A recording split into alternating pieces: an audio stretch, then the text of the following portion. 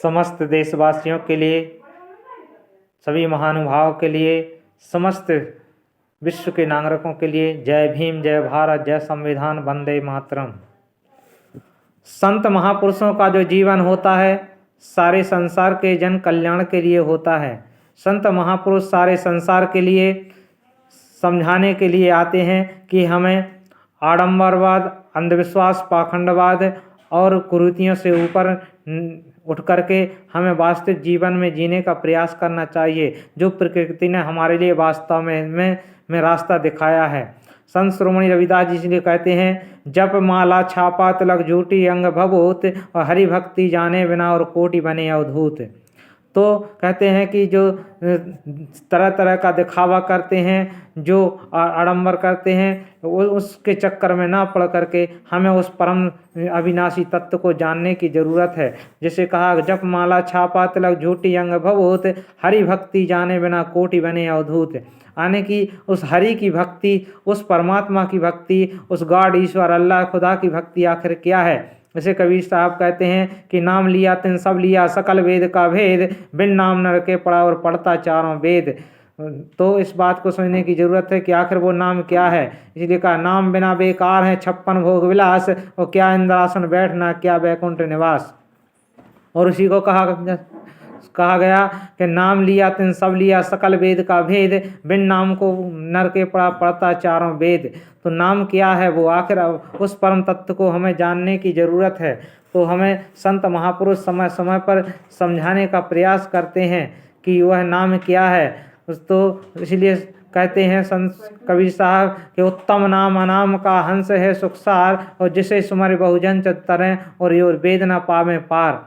तो जिसके जानने के लिए हमें महापुरुष के पास जाना होता है। जिसे कहा गया कि वेद थके ब्रह्मा थके थाके शेष महेश, और गीता हो कि गम नहीं वह सदूर का देश। उस नाम के द्वारा हम उस परम तत्व तक जा सकते हैं। जिसे कहा गया कि वेद थके ब्रह्मा थके और थाके शेष महेश, थाके ब्रह्मा विष्णु महेश, और जो कहा गया कि थाके शेष ब्रह्मा विष्णु महेश। तो आखिर उस परम तत्व से ऊपर हमें जाने की बात कही। इसलिए कहते हैं, समझाया कि चार भुजा की भक्ति में भूले फिरें सब संसारी संत, और कहें कबीर में तासु का दास हूँ जाके भुजा अनंत।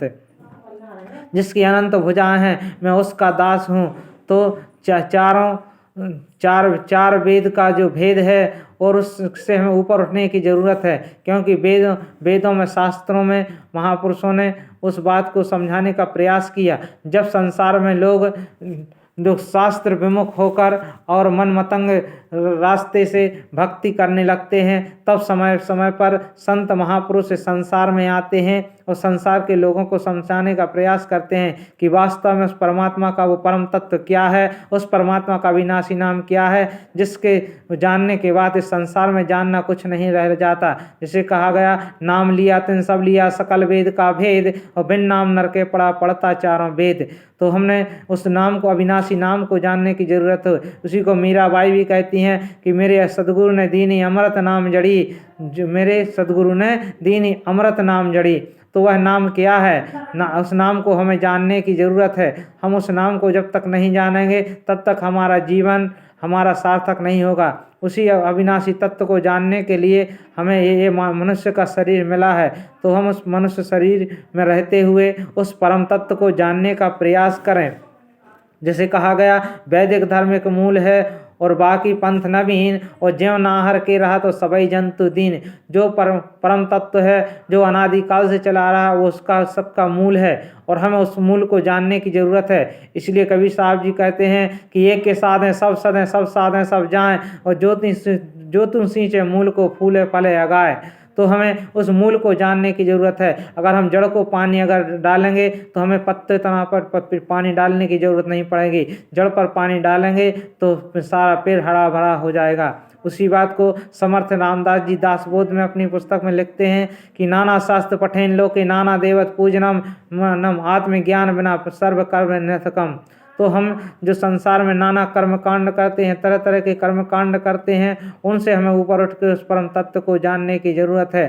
तो हम उस बात को जाने समझें, उन संत महापुरुषों के बताए हुए मार्ग पर चल करके उस परम तत्व अविनाशी नाम को जानने के लिए प्रयास करें और ऐसे महापुरुष के सानिध्य में जाएं जो हमें उस परम तत्व का अविनाशी नाम का साक्षात्कार करा दे।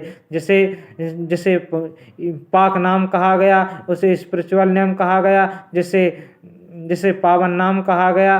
तो हमें उस बात को समझने की ज़रूरत है। अगर हम इस बात को समझ गए तो हम अपने जीवन का चहुमुखी विकास कर पाएंगे, अपने समाज का विकास कर पाएंगे और अपने राष्ट्र के कल्याण में भागीदार बनेंगे। तो हम इस बात को समझने की ज़रूरत है कि संत महापुरुष किस बात को समझाने के लिए संसार में आते हैं।